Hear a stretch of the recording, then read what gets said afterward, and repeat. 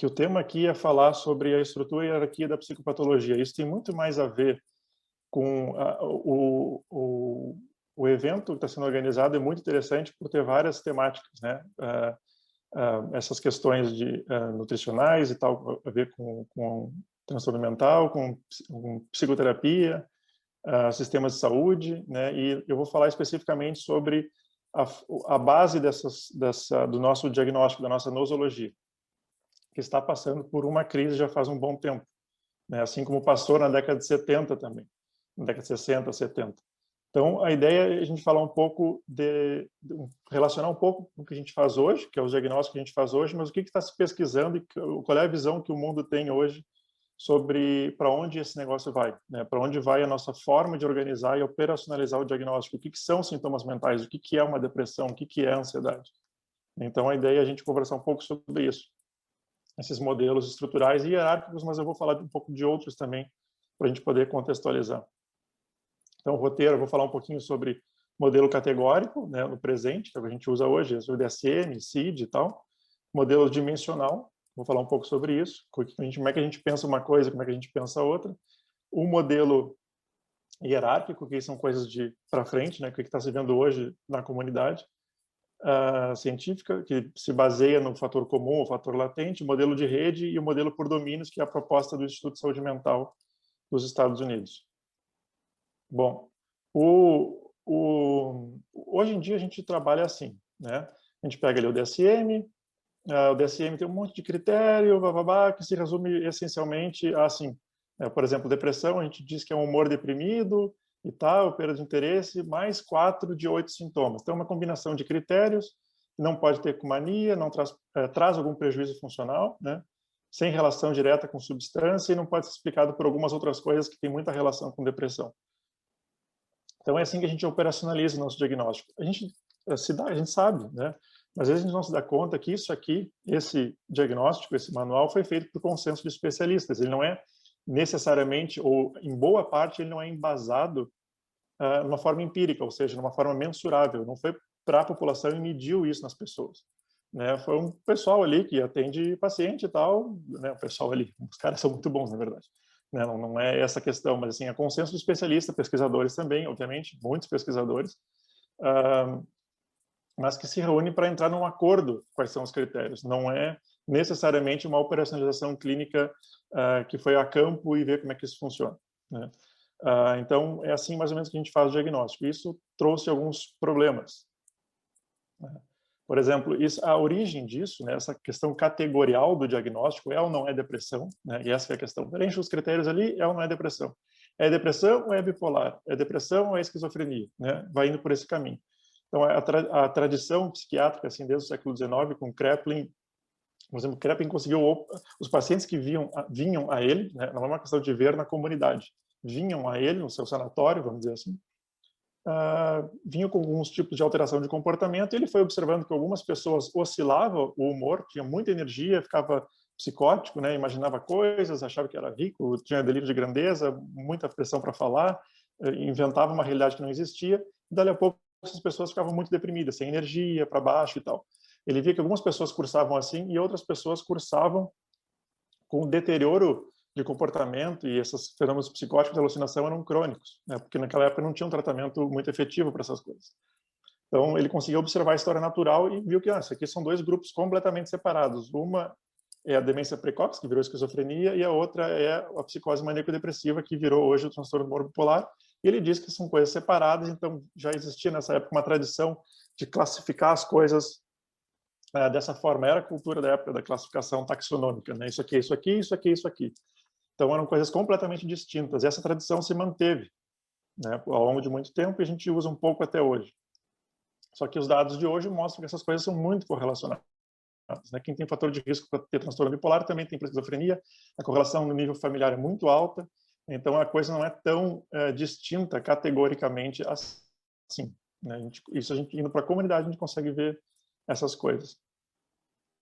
Como é que a gente pensa assim, o que é uma coisa categórica e uma coisa dimensional? Qual é a diferença dos dois conceitos, né? Dimensão e categoria. Por exemplo, a gente pode tentar pensar numa ideia de infecção, um quadro infeccioso. tá? Por exemplo, tenho ou não tenho gripe, certo? A gripe é causada por um agente viral e que a pessoa ou tem ou não tem essa condição, certo? Então, tem esse agente etiológico que vai causar os sintomas. Mas se eu for aplicar um questionário de sintomas gripais para a população, eu vou ter muita gente com algum nível de sintoma, algum sintominha, uma dor de cabeça, às vezes tenho dor no corpo, tenho dor no corpo, vai marcar sim naquele questionário, e poucas pessoas vão marcar que tem mais sintomas, já vai ter febre, já vai ter alguma coisa assim. Se os nossos diagnósticos fossem uma categoria, os nossos questionários se comportariam mais ou menos assim, porque eu tenho muita gente sem doença que vai marcar que tem alguma coisa de sintoma, e eu tenho pouca gente com muito sintoma que talvez realmente essas pessoas tenham a doença, tenham a gripe, no caso. Então, meu questionário de sintomas seria bom para pegar só aqui, né? Mas o fenômeno se comportaria de uma forma mais esquisita, assim. Como se as condições mentais fossem uma dimensão, né, seria mais ou menos como pressão arterial, a gente pode pensar, né, que existe uma distribuição normal na população, a maioria da população está em torno dessa média, uma minoria tem pressão sistólica, vamos dizer, abaixo de 80, e uma minoria tem uma pressão sistólica acima de 120. Nesses pontos de corte, eu digo quem tem pressão baixa, pressão alta, vamos dizer. Tá? Mas, se fosse uma dimensão, os nossos sintomas mentais se comportariam as coisas mais ou menos assim, né? De uma forma de distribuição normal, onde a gravidade vai estar nos extremos. Isso aqui é um problema, isso aqui é um problema, certo? Isso aqui não é um problema, isso aqui é uma dimensão normal do funcionamento, certo? Essa que é a ideia. O nosso humor, por exemplo, nossa ansiedade, é normal ter ansiedade. Hoje a gente consegue pensar que começa a dar prejuízo quando ela está muito alta, então a gente já começa a pensar que a coisa começa a funcionar mais ou menos de uma forma dimensional. Nós vamos ver isso aqui um pouquinho para frente. Então, estudos do passado embasados muito em estudos de caso controle. Então, por exemplo, as pessoas chegavam muito doentes e eu via, isso aqui está muito doente, eu comparava com o não doente. Então, isso aqui é uma classe, é uma categoria completamente diferente do não doente ou daquela outra doença.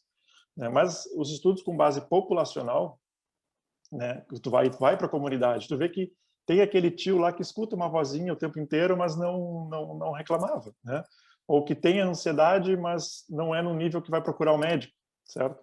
Então, a gente começa a ver que quando a gente vai para a população, escrevi errado aqui, os transtornos mentais possuem, além de uma alta comorbidade, né, possuem inconsistências ao longo do tempo e funcionam como um traço e não como categoria. Isso é a conclusão que a gente vai ter, mas que eu vou mostrar para vocês agora. Então, por exemplo, assim, isso aqui são testes de campo do DSM-5. A gente vê que a regra dos transtornos mentais é uma comorbidade, né? É muito difícil ter depressão sozinha. É uma minoria mais ou menos, mas não é tão comum ter depressão sozinho. Vai ter alguma coisa com ansiedade, vai usar uma substância tipo álcool, né? A regra das coisas é um pouco a comorbidade. Isso especialmente ao longo do tempo. Tá? Isso não é tão verdade na infância e adolescência, as coisas começam ali, mas ao longo da vida adulta isso começa a aparecer de uma forma mais forte. A questão da comorbidade, de ter outros diagnósticos juntos, e a gente fica meio indeciso sem saber o que fazer. Aquele paciente de livro, de DSM, é muito difícil de achar. Um exemplo da questão do que nos leva a esse sistema categorial de fazer check de sintomas, né? Esse estudo, por exemplo, nos mostra que os critérios clínicos para diagnóstico de estresse pós-traumático, ao longo do DSM-3, 4 e 5, especialmente no 5, são mais de 600 mil tipos de combinação de critério diagnóstico para poder gerar um diagnóstico, né? Depressão, 200 e poucos. Pânico, 20 mil tipos, alguns bem menos. Esse estudo do Giovanni, que apresentou uma palestra ontem, eles viram que são 116 mil possibilidades que eu tenho de combinação de itens, de critérios diagnósticos possíveis para gerar um diagnóstico de TDAH. E eles encontraram nessa corte que, de fato, 176 desses 116 mil, na verdade, foram encontrados na amostra, mas só 4 foram replicados nas 2 amostras. Então, isso começa a dar um problema, assim, de dizer o que é isso aqui, né? Muita variabilidade. Possivelmente é muito heterogêneo, né? Esses grupos são muito heterogêneos nas suas causas, nas suas consequências. Isso é uma outra evidência muito interessante sobre essa promiscuidade diagnóstica que a gente acaba tendo. Esse estudo do Avshalom Caspi, do ano passado, com a corte da Nova Zelândia, que seguiram aqui desde a corte de nascimento, mas foram até aqui aos 45 anos, esse gráfico mostra aqui no eixo Y a proporção das pessoas na corte, né? São mais de 1.000 pessoas. No eixo X, a idade, então ao longo do tempo. A corzinha são os diagnósticos. Aqui o verde mais escuro é quem nunca foi diagnosticado. Ao longo do tempo, quase todo mundo vai ter um diagnóstico de transtorno mental. Isso já é uma coisa meio estranha, né? Alguns vão passando aqui. Esse aqui é um Sunken plot que vai mostrando essas coisas ao longo do tempo, né? Alguns aqui que não tinham diagnóstico vão acabar tendo, alguns que tinham diagnóstico vão remitir, ou seja, não vão mais ter. Aqui o verdinho mais claro. No roxinho, né, alguns que são com transtornos que a gente chama de externalizantes, por exemplo, déficit de atenção, uso de substância e tal. Vai ter um grupo que vai ser contínuo ao longo do tempo, vai ser crônico. Aqui a mesma coisa para transtornos da depressão e da ansiedade, vão ser crônicos, mas alguns vão migrar. Tinha déficit de atenção aqui, ó, na infância e vão acabar tendo depressão na adolescência, por exemplo, né? E assim as coisas vão indo. Transtornos psicóticos vão virar transtorno de humor e as coisas são promíscuas, assim, quem tem o diagnóstico vai ou remite, mas as coisas transitam e se mesclam de uma forma muito importante. Meus residentes me perguntaram essa semana assim, mas quer dizer que eu posso começar com transtorno bipolar e terminar com uma esquizofrenia? Sim, pode, né? Tem grupo de pesquisa de Porto Alegre mostrando isso já há um bom tempo, assim, né? O deterioro vai nos levando a um aspecto do bipolar, vai nos levando a um aspecto mais de esquizofrenia.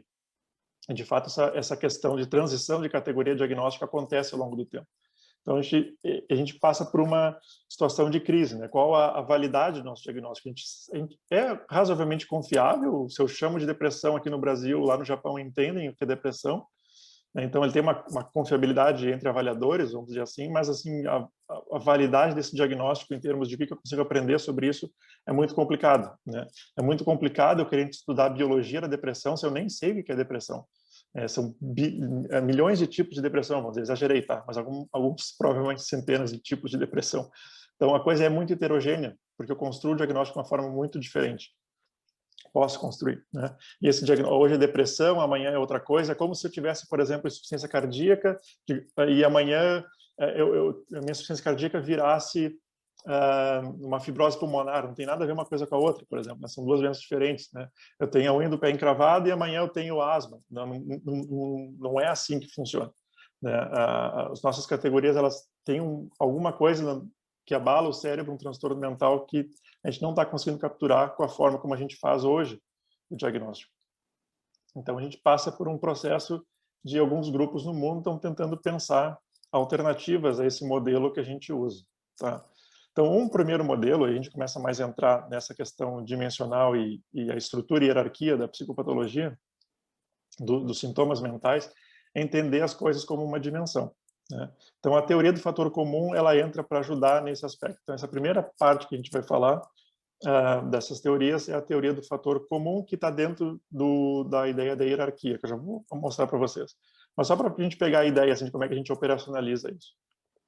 O fator comum é a ideia que eu tenho um fator causal, algo que está por trás, que eu não consigo acessar diretamente, mas que eu tenho indicadores que me mostram que provavelmente ele está ali, né, causando o indicador. Por exemplo, um termômetro, ele vai subir e aumentar essa curva de mercúrio aqui, conforme ele vai sendo afetado pelo que causa essa mudança nele, que é o calor, por exemplo, né, a agitação das moléculas, assim, o sol de manhã, meio-dia, a maior incidência solar, vai fazer essa coluna aumentar, porque o calor, a agitação das moléculas vai fazer o mercúrio se dilatar e eu vou ver isso aqui subir.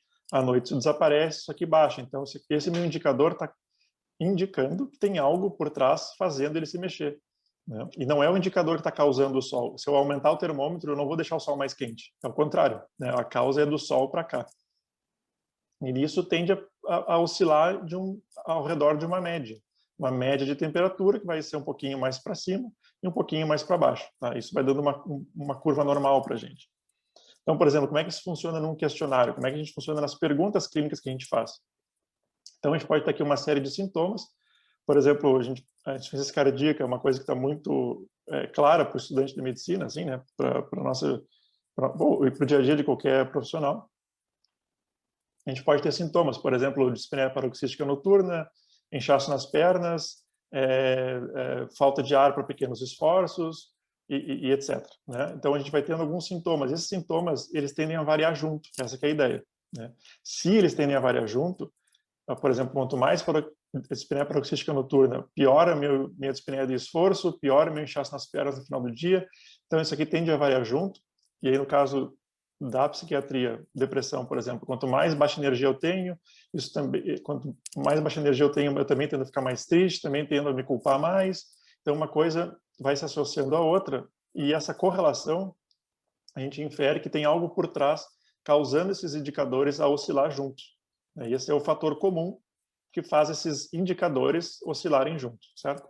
Isso, claro, também tem um erro associado, que pode ser um erro de medida. Meu instrumento é meio ruim, ele perde um pouco, ou tem outra coisa causando essa parte aqui, mas existe uma proporção da variabilidade desses itens do questionário, vamos dizer assim, ou das minhas perguntas, ou o exame clínico, qualquer coisa, que essa é uma parte da variabilidade disso, que é a responsabilidade de um fator que possivelmente está causando isso a relacionar junto. Essa interpretação causal do fator comum. Então, qual é a ideia, né? Por exemplo, a gente tem algo que faz transtorno de humor, depressão. Quem tem mais depressão também tem mais ansiedade generalizada, também está mais propenso ou tem mais sintomas de estresse pós-traumático no passado, ansiedade de separação, ansiedade social, né? Essas coisas andam meio juntos. E esse fator, por exemplo, que a gente chama de internalizante, né? Por que internalizante? Porque a gente fica é mais para dentro da cabeça, a gente fica ruminando preocupações, ruminando culpa, pensando naquilo, e angustiado, e aquilo acontece mais na cabeça, não é um comportamento para fora, que a gente chama de daí externalização, que eu vou lá e quebro as coisas, vou lá e fico bravo, arrebento com tudo, vou lá e bebo, vou lá e fumo, esses são os comportamentos externalizantes que vai para fora. Então é um outro espectro. Então a gente existem as mensurações que conseguem ver nos estudos populacionais e das cortes, enfim, que essas coisas podem variar juntas, e essa variabilidade conjunta, a gente extrai um fator que a gente chama, por exemplo, então, de internalização, e isso apresenta uma distribuição razoavelmente normal na população, onde existe um grupo de pessoas com muito alto risco, que tem altos índices de internalização, vamos dizer, com muitos sintomas, e outros baixos, né? Talvez essa seja uma representação boa do que é uma dimensão em psicopatologia, mas eu também posso ter isso para ansiedade, enfim, outras coisas. Então, esse é o estudo clássico do Thomas Achenbach, de 1966.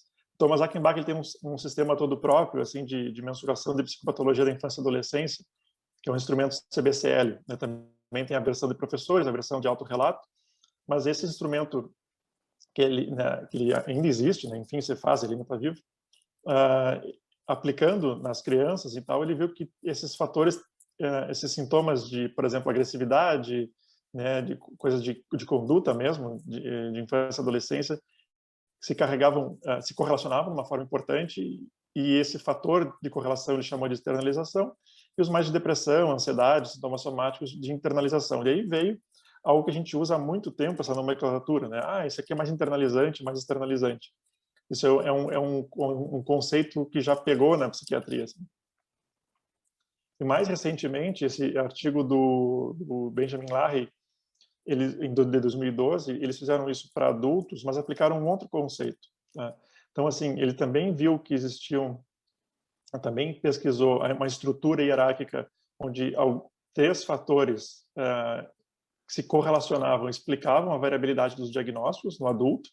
Então, os fatores de medos, né, de fobia social, agorafobia, fobia específica, tipo ter medo de aranha, ter medo dessas coisas, e fatores de externalização, aqui bastante personalidade antissocial e uso de substância, explicavam a correlação desses diagnósticos mais do que com outros. Mas também ele viu que esses 3 fatores latentes, ou seja, fatores que eu não consigo observar com o diagnóstico, mas é o que explica a correlação dos diagnósticos, esses fatores também são correlacionados. Ele aplicou algo que já se aplica nos estudos de inteligência há mais de um século, que é o modelo bifatorial. O que o modelo bifatorial faz? Assim? É um modelo que eu tenho, existe essa correlação entre os fatores ou entre os diagnósticos, ela é explicada por um fator geral, ou seja, um fator que explica toda a comunalidade. Por que eu tenho mais depressão, eu também tenho mais ansiedade? Por que eu tenho mais ansiedade, eu também fumo mais ou bebo mais? Né? Um fator que explica por que essas coisas são tão comórbidas, a correlação, o que é comum entre todos os diagnósticos, e sobra também fatores específicos, ou seja, o que não é compartilhado com o resto. O que é aqui que é específico de fumar, que não é compartilhado com ansiedade e depressão, que eu chamo de fator específico da externalização. Isso é muito interessante, porque eu consigo dividir né? O que é comum a tudo e o que é específico a algumas coisas. Isso pode ter uma vantagem para a gente estudar genética, para estudar o cérebro, né? Áreas do cérebro que é específica para alguns tipos de neurocircuito, algumas coisas assim, para tentar melhorar os nossos diagnósticos. É um tipo de modelo que se tem usado e discutido bastante e é a chave para esse tipo de modelo de hierarquia, né? E em 2014, dentro dessa ideia, o Avshalom Caspi, que é o autor daquele outro paper que eu mostrei para vocês das trajetórias, cunhou o termo fator P, tá? Em alusão ao fator G da inteligência, o fator geral de inteligência. Aqui ele cunhou o fator P de psychopathology para dizer do fator geral da psicopatologia, que explica a maior parte da variabilidade entre os diagnósticos ao longo do tempo, e também com o fator de internalização e externalização. Mas só para vocês saberem onde é que veio, se um dia vocês ouvirem falar do fator P, veio desse artigo que cunhou esse termo. Assim, já faz alguns anos, pelo menos na última década, esse grupo, especialmente liderado pelo Robert Kruger e assim, outras pessoas importantes, como a Miriam Forbes, o Roman Kotov, o Christian Conaway, eles fizeram esse grupo,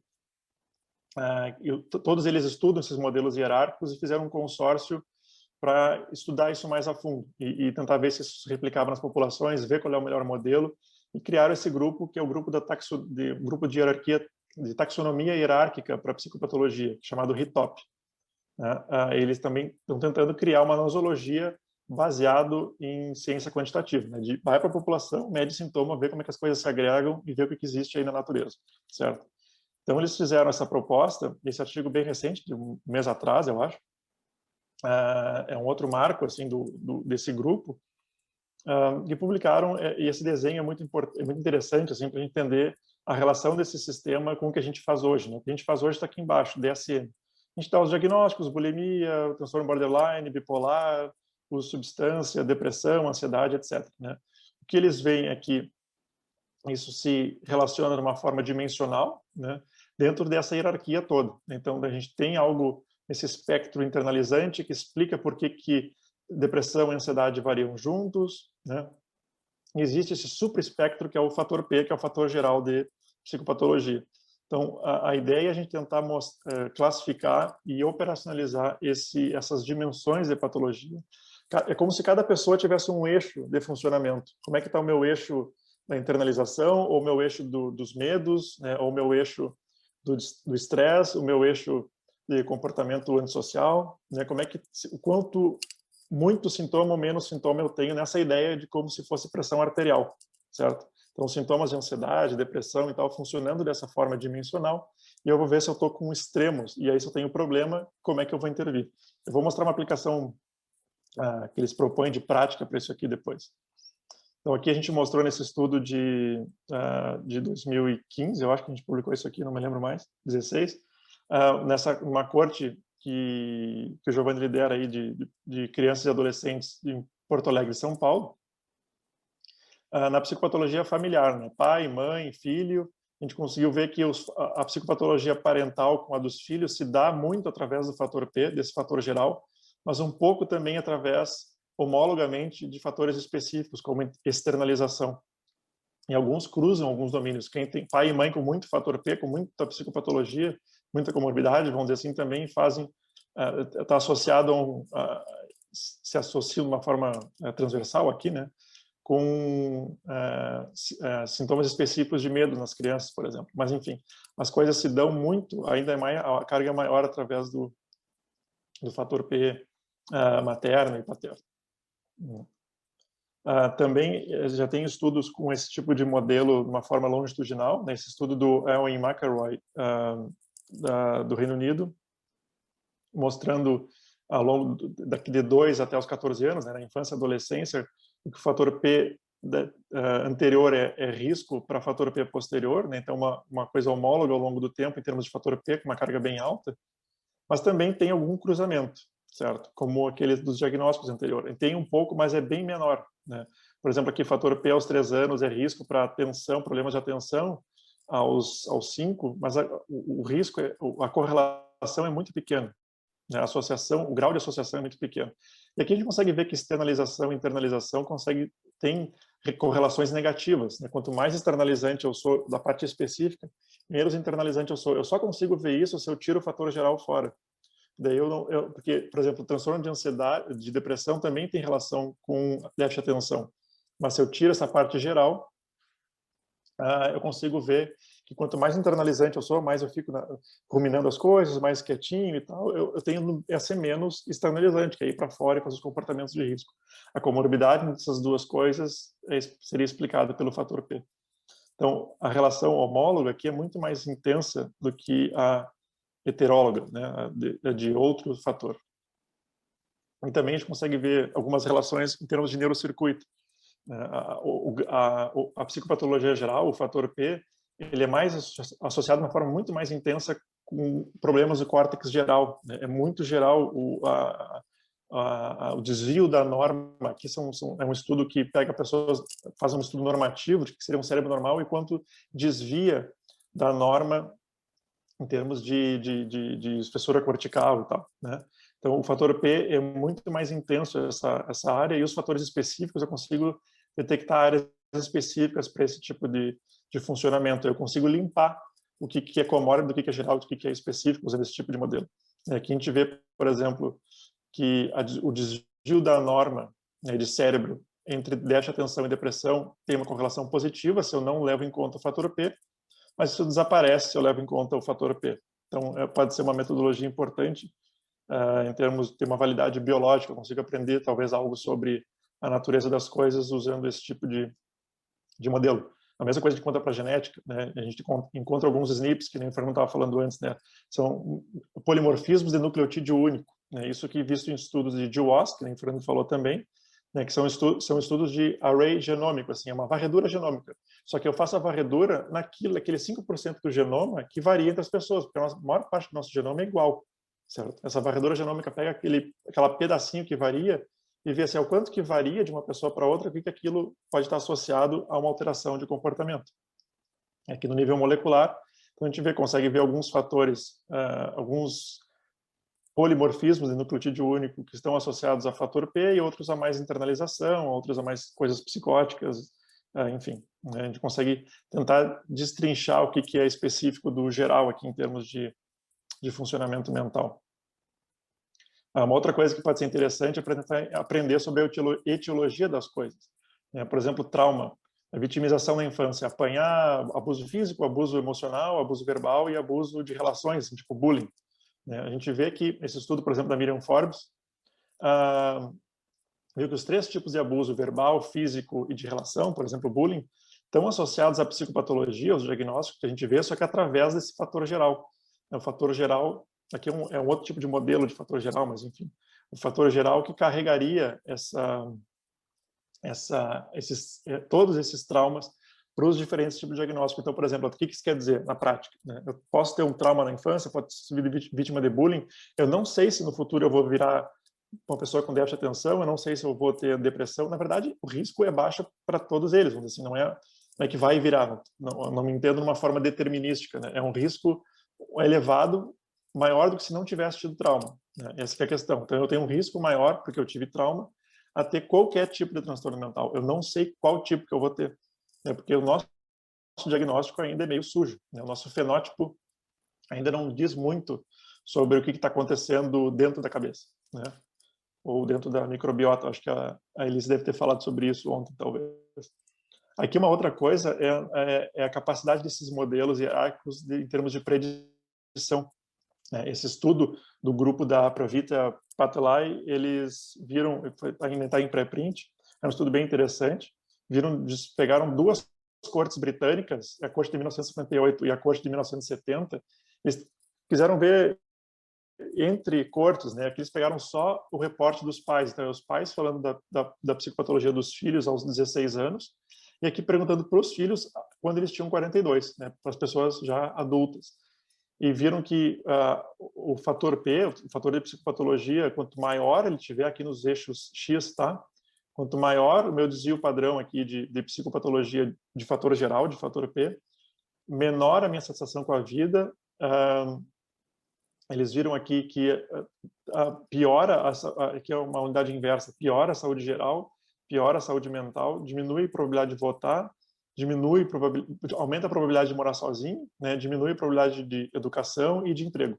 Então, tem consequências ao longo da vida bem importantes. Isso só uma medida única aos 16 anos consegue, de fator, perguntando sobre sintomas mentais, é um teste de screening, a extração desse fator geral, prediz, esse fator P prediz bastante coisa. Aqui mostrando só diferenças de corte, né? A corte de 1970 tem algumas coisas melhores e outras piores. As cortes mais novas parece que têm mais problemas de saúde mental do que as anteriores, enfim, mas isso ainda é uma outra discussão. Esse aqui é um estudo que eu estou preparando ainda com o grupo de lá, da London School of Economics e do King's College, sobre uma corte da Ilha de Wight, no Reino Unido. Né? Então, foram coletados em 1956, a gente mediu esses desfechos, os desfechos foram medidos em 1999, certo? Então, a gente foi perguntado para professores e mães ou pais, na década de 60, sobre os transtornos mentais, e aqui eu extraí o fator P desses dois para pais e mães e para professores de uma forma separada, a gente vê que o fator geral de professores, aqui em roxinho, tá? Ele prediz um monte de desfechos na vida adulta de vários domínios e de pais um pouco menos. A gente também, aqui em vermelhinho, coisas específicas de conduta, específicas de atenção, específicas de emoção. Os pais são um pouco mais calibrados falando sobre a patologia dos filhos, né? A gente pergunta sobre a patologia dos filhos e essa pergunta, o que os pais respondem, consegue predizer personalidade extrovertida e neurótica na vida adulta. No adulto, no caso, é autorrelato. Aqui toda uma análise ajustada, então a gente viu todos esses desfechos. Aumenta a razão de chances, né, para educação baixa, desemprego, uma série de não ter uma casa própria, né, uma série de participação baixa, fumar, uma série de desfechos na vida adulta, preditos muito pelo fator geral de professores, mas também alguns fatores específicos. Né? Então, a gente conseguindo tirar o que é geral e específico, resolvendo um pouco esse problema da comorbidade. Né? A ansiedade está fazendo isso, a depressão, talvez seja o comum aos dois, né? Que esteja relacionado a isso que a gente está querendo ver. E aqui a gente vê que muita coisa é devido a esse fator geral de psicopatologia e não a um diagnóstico específico, ou depressão, ou ansiedade, etc. Certo? Essa é uma mensagem importante. E aqui é esse modelo do Roman Kotov, do grupo do RITOP, né, de como poder operacionalizar isso. Então, uma série de questões sobre vários sintomas. Se poderia fazer um score-T. Né? O score-T é aquele score padronizado que, independente da escala que eu uso, posso usar uma escala que tem 1 milhão de pontos, não importa. Né? Eu faço um score padronizado, onde a média é centrada em 50, e cada um desvio padrão para cima ou para baixo é mais 10 ou menos 10 pontos. Então, eu poderia fazer uma planilha para o meu paciente, né? Essa é uma operacionalização clínica deles. Poderia fazer uma planilha para o meu paciente, onde eu vejo quais sintomas eles têm um score-T acima de 2 desvio padrão, acima de 70, aqui no caso, que seria o considerado um risco. Né? Um paciente já está com muito sintoma, muito acima da média, ele está 2 desvio padrão acima da média, ou seja, ele está acima de 95% da população. Né? Ele é extraordinário nesses sintomas de medo, estresse e tal, aqui no traço de internalização, né? E aqui outras coisas mais externalização que também tem esses sintomas. Então, esse paciente aqui provavelmente era um protótipo de mania, né? Com muitos sintomas de mania também, mas ele tem todos esses outros problemas. Então, a ideia seria conseguir categorizar os pacientes dessa forma, fazer um perfil dos pacientes dessa forma para poder entender se eles teriam condições de ir para um determinado tratamento ou não. E aqui, por exemplo, o alto risco poderia indicar um tratamento mais invasivo, por exemplo, eletroconvulsoterapia, por exemplo, medicação mesmo, né, enfim, e menos invasivo, como uma psicoterapia breve, né, 4 sessões e tal. O Lucas vai falar isso um pouco mais, por exemplo, no projeto que eles estão fazendo ali no Telepsi. Né? Uma psicoterapia breve poderia fazer uma intervenção em pacientes nesse nível. Aliás, eu acho que o Lucas vai falar desses score-T e como eles estão fazendo isso aqui no Telepsi também, daqui a um pouco. Então, essa é a ideia geral, assim, do modelo hierárquico, né? A gente tem domínio, a gente tem essas dimensões, que umas são mais gerais do que as outras, que vão explicando por que a gente varia os nossos sintomas e esses domínios funcionando, então, de uma forma dimensional, mais ou menos como uma pressão arterial. Isso é bem diferente de critério de DSM, tem ou não tem transtorno, como a gente faz agora. Certo? Uma outra ideia, né, de como as coisas se estruturam, estão dando a ideia de estrutura da psicopatologia, é esse modelo do Danny Borsboom, que tem muita gente trabalhando com isso agora, especialmente na Holanda tem um grupo muito forte de psicometria de rede. Eles são bons em psicometria de qualquer coisa, na verdade, mas assim, da Universidade de Amsterdã, mas de Leiden também. Mas eles têm um grupo muito forte dessa ideia de rede. Então, como é que isso aqui funciona, né? Nesse exemplo bem básico aqui, né? Fadiga é correlacionado com tristeza, né? Então, quanto mais fadiga eu tenho, eu vejo que mais tristeza eu vou ter também depois. Por exemplo, eu começo a ficar cansado, e aí, ao longo da semana, e eu vejo que eu vou ficando mais triste. Mas essa correlação joga um outro sintoma nessa ideia aqui. Eu vejo que a fadiga só se relaciona com tristeza se eu tiver insônia, se eu passar por insônia. Então, se eu ficar cansado, mas conseguir dormir bem, eu não fico triste. Mas se eu ficar cansado, tiver insônia, a insônia liga, em termos de causalidade, a fadiga com a tristeza. Então, são correlações parciais. A gente chama isso aqui de nodos, né, que são os nossos sintomas, e eles têm essas correlações. Quanto mais nodos eu vou colocando, eu vou aplicando algoritmos para controlar para descobertas falsas, né? Algoritmos, porque assim, quanto mais tentativas eu tenho, mais chance eu tenho de achar alguma coisa. Se eu tenho uma comparação de 1 milhão de coisas, alguma coisa eu vou achar, né? Que nem o Fernando falou na palestra anterior ali, né? Ele corrigiu para comparações múltiplas, né? É uma coisa boa, porque quando a gente mais tenta, mais a gente vai conseguir achar alguma coisa que pode ser falso, né? Um achado ao acaso. Se eu sou um arqueiro muito ruim, vamos dizer, eu posso atirar uma vez na flecha no alvo. Eu não vou acertar se eu sou ruim. Mas se eu tentar 100 vezes, alguma flecha eu vou acertar. Isso não significa que seja bom, né? Foi ao acaso, certo? Então, eles aplicam alguns métodos para tentar regularizar essas redes, para esses nós que se acham serem realmente as ligações importantes. Então, aqui exemplos de aplicação, né? Se estuda muito essas redes de sintomas em estresse pós-traumático. Esse aqui é um artigo, um exemplo desse tipo de artigo. Aqui um dos autores é o Waco Fried, que é um cara muito bom nessa área, assim, bem popular no Twitter, está sempre polemizando e falando coisas. Mas ele é excelente, assim, né? Em termos de produtividade, um cara muito produtivo e dita um pouco as normas dessa área, assim, está muito envolvido com a parte de measurement na psiquiatria. Então, aqui são um exemplo de como esses núcleos funcionariam, né? Alguns tipos de sintoma de pensamento intrusivo, como é que esses pensamentos intrusivos se conectam, né?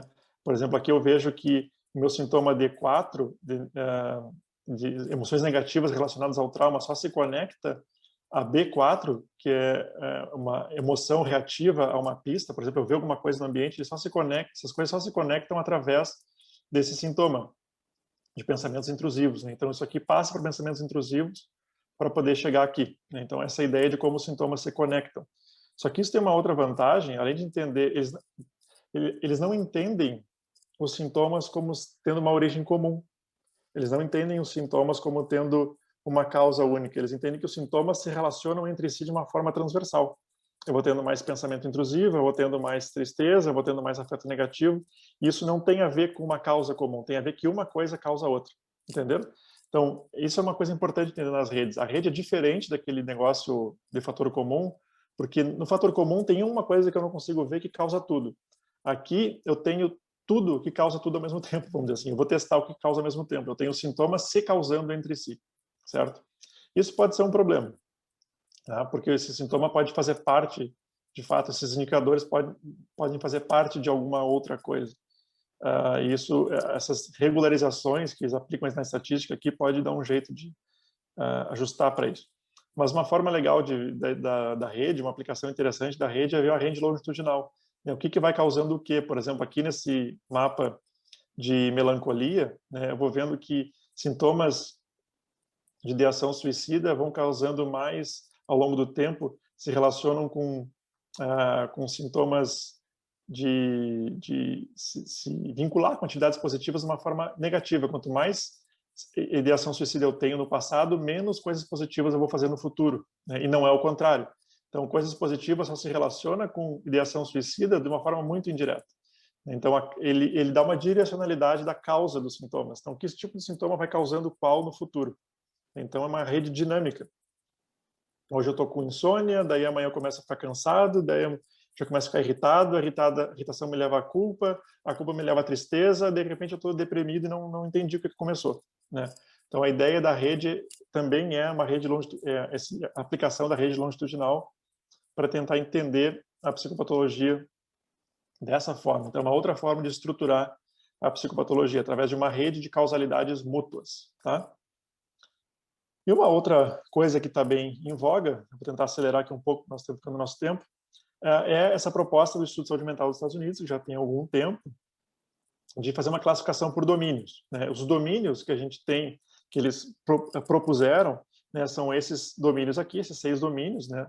Em vez de ter, então, essas dimensões que eu estava falando antes, só para fins didáticos aqui, eu vou falar que são domínios.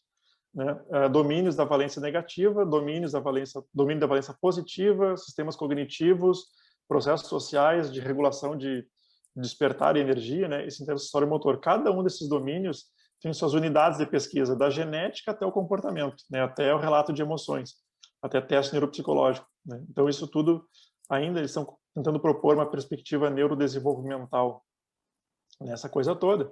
Mas funciona mais ou menos assim, né? A gente tem esses domínios de funcionamento, então são como eixos de funcionamento. Eu tenho pressão arterial, eu tenho frequência cardíaca, né?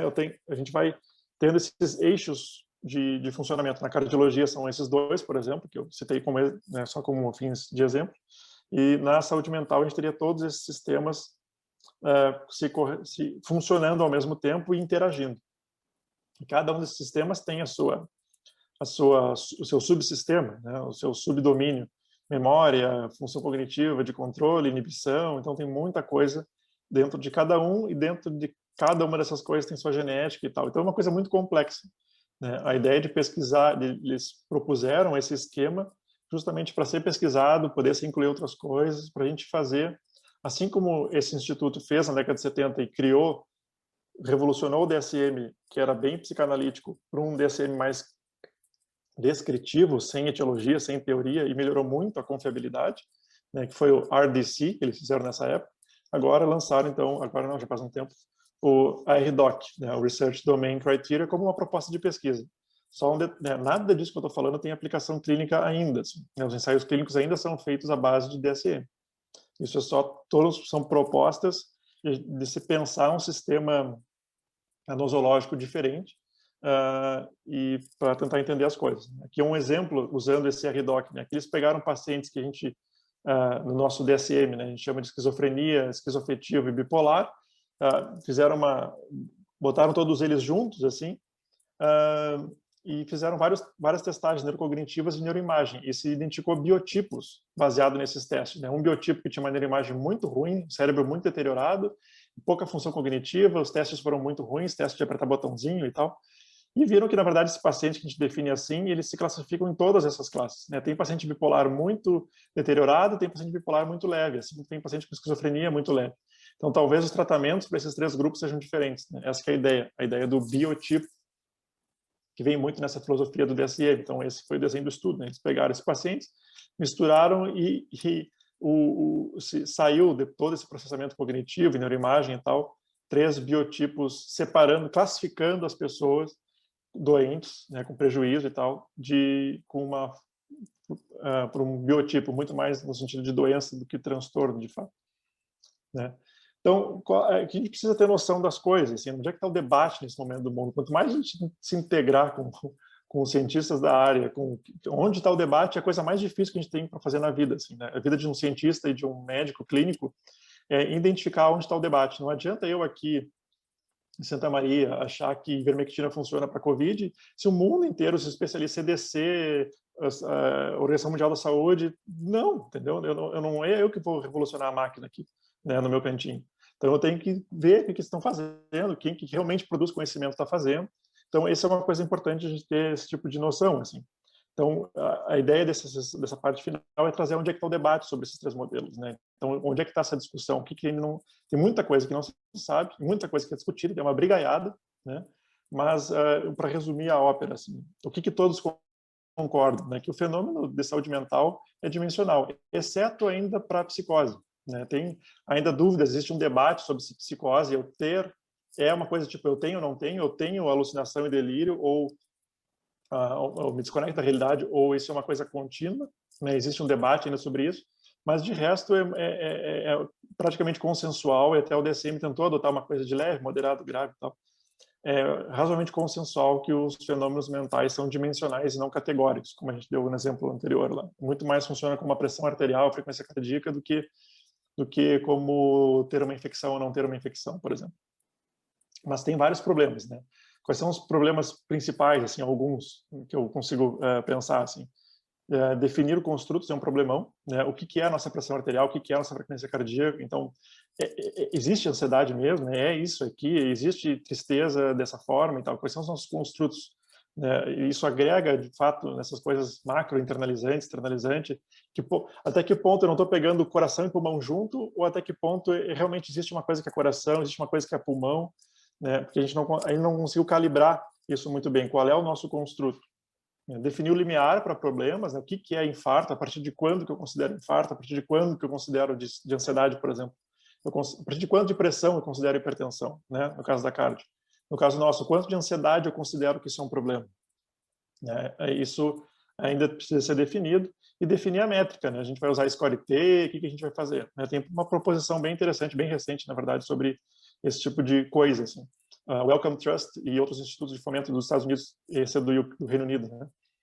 Wellcome Trust estão fazendo proposições para implementar certas métricas, eles estão indicando o uso do PHQ-9 para depressão, do GAD-7 para ansiedade, como instrumentos padrão assim para pesquisa e para se usar. Isso tem uns problemas, tem algumas vantagens, mas se tenta impor hoje em dia assim alguns tipos de escala e de entender isso melhor, assim. Onde está o debate sobre os modelos? Né? No modelo hierárquico, então, esse modelo do fator comum, ainda se pergunta o que é o fator P, o que ele representa. Ele também tem um certo grau de heterogeneidade. Né? Esses fatores comuns são, de fato, independentes de cultura, sexo, etc. Existe um debate muito grande entre o pessoal do modelo do fator comum, né, do RITOP e tal, e do pessoal do modelo de rede. É um bate-boca violento, assim, às vezes, mas é bem interessante. Então, esse tipo de modelo de psicometria de rede generalizada poderia ajudar. Ele tenta fazer uma mescla entre coisas latentes, por exemplo, isso aqui, né, um fenômeno latente e os indicadores, e como os fenômenos latentes se correlacionam no mundo latente. Então, é uma rede latente de coisas. Então, é uma possibilidade que uma coisa realmente não exclua a outra. E o RITOP tenta se integrar com o RDoC também de alguma forma. Né? Os sintomas internalizantes teriam uma relação com valência negativa. Aí esses sintomas todos teriam, esses aqui são os grandes eixos, né? As dimensões dos espectros do RITOP teriam, os transtornos cognitivos, por exemplo, cognitivos da RDoC, teriam alguma relação com transtornos do pensamento, mas psicose. Eles tentam fazer uma ponte. Então, todos esses sistemas estão tentando conversar para ver a classificação. Então, o resumo é esse, né, pessoal? Transtornos mentais são provavelmente compostos de dimensões alteradas do funcionamento, ao invés de categorias clínicas. O modelo hierárquico pressupõe um fator comum para explicar a correlação entre os indicadores somáticos. O modelo de rede pressupõe que os sintomas se retroalimentem, né, mutuamente e são independentes. E o RDoC busca uma classificação de patologias através da investigação de dimensões de funcionamento, do nível molecular ao comportamento. Né? Então, é mais ou menos isso que eu tinha para falar. Já ficou